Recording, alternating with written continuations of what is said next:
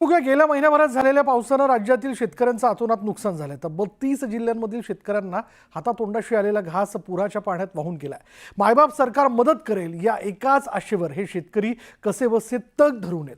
नेत्यांना मात्र नेहमीप्रमाणे बळीराजाचा विसर पडलेला दिसतोय।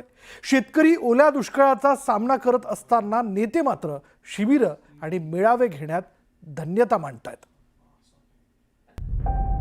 राज्यभरात ओल्या दुष्काळाचं संकट। काय करू आता कसं करू? 30 जिल्ह्यात 62 लाख एकरवरची पिकं पाण्यात। सगळं पिकाचा नासाडा झाला पा। जवळजवळ 100-200 एकर जमीन खरडून गेली।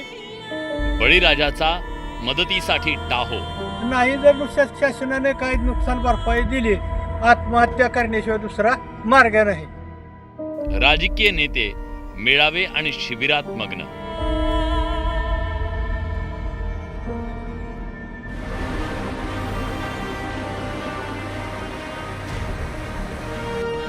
शेतातल्या उभ्या पिकाचा अक्षरशः चिखल झाला।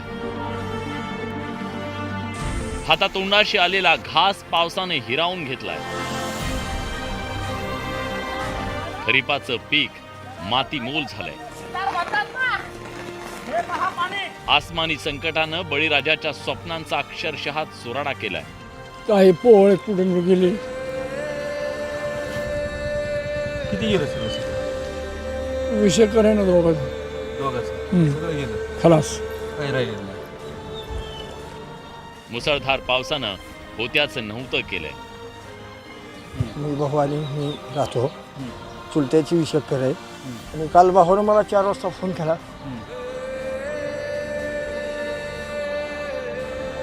किती फोन केला? काय काय तलाव फुटला म्हणला ना, आपल्या माणसं वाहून गेलं। भावनिक झाला काय म्हणजे कशामुळे लय नुकसान झाले?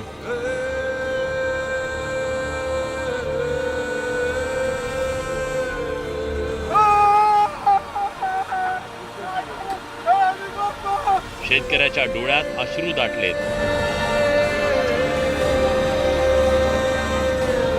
एकीकडे हे चित्र असताना ज्यांच्याकडे बळीराजा मदतीसाठी डोळे लावून बसलाय ते राज्याचे नेते मात्र स्थानिक स्वराज्य संस्थांच्या निवडणुकीच्या तयारीत मशगूल आहेत।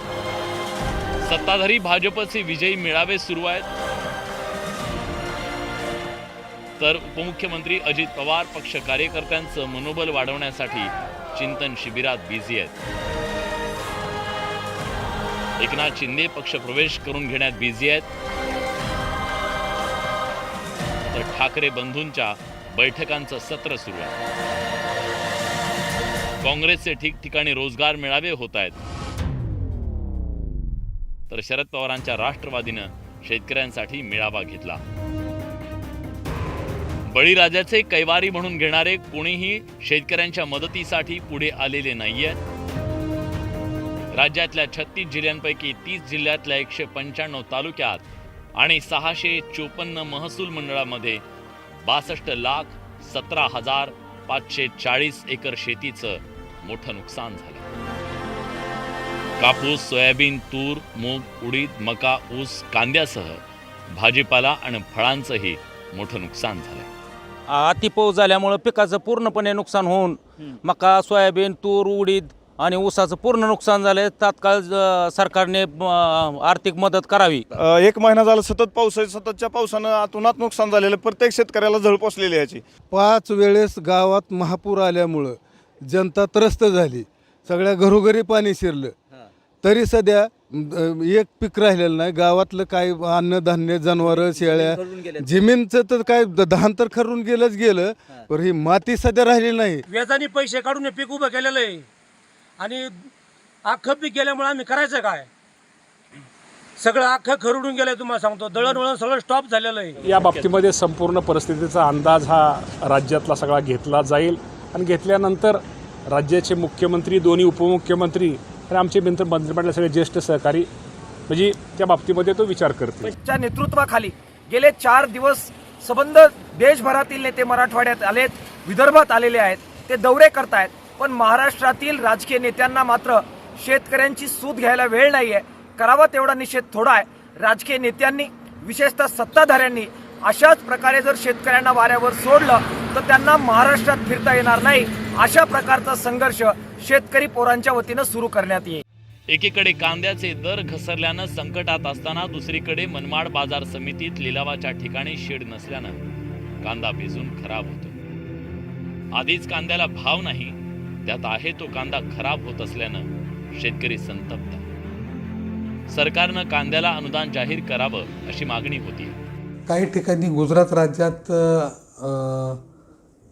कांद्यावर अनुदान चालू केलेलं आहे. कांदे विक्रीवर शेतकऱ्यांना अनुदान देत आहेत. तर आपल्याकडे ती पद्धत व्हायला पाहिजे. आम्ही सातत्याने लोकसभेत हा प्रश्न आपले महाराष्ट्रातले जवळपास जे खासदार आहेत, बगरे सर असतील, मी आहे, सुप्रियाताई सुळे आहेत, आम्ही सर्वजण जे कांदा पिकवणाऱ्या भागातले लोकसभेचे सदस्य आहेत, आम्ही सातत्याने ती मागणी मांडतोय की तुम्ही कांद्याच्या बाबत विचार करावा. राज्यात लवकरच निवडणुका होऊ घातल्यात. कुणाला महापालिका जिंकायचे, कुणाला जिल्हा परिषदेवर झेंडा फडकवायचा आहे, कुणी सरपंच व्हायची स्वप्न पाहत आहे. मात्र धाय मोकलून रडणाऱ्या बळीराजाला आधार द्यायला कुणाकडे वेळ नाही. मायबाप सरकारनं वाऱ्यावरच सोडल्यानं शेतकऱ्यांनी पाहायचं तरी कुणाकडे हा सवाल उपस्थित होतो. नाही जर नुकसान शासनाने काही नुकसान भरपाई दिली, आत्महत्या करण्याशिवाय दुसरा मार्ग नाही. ब्युरो रिपोर्ट, न्यूज 18 लोक.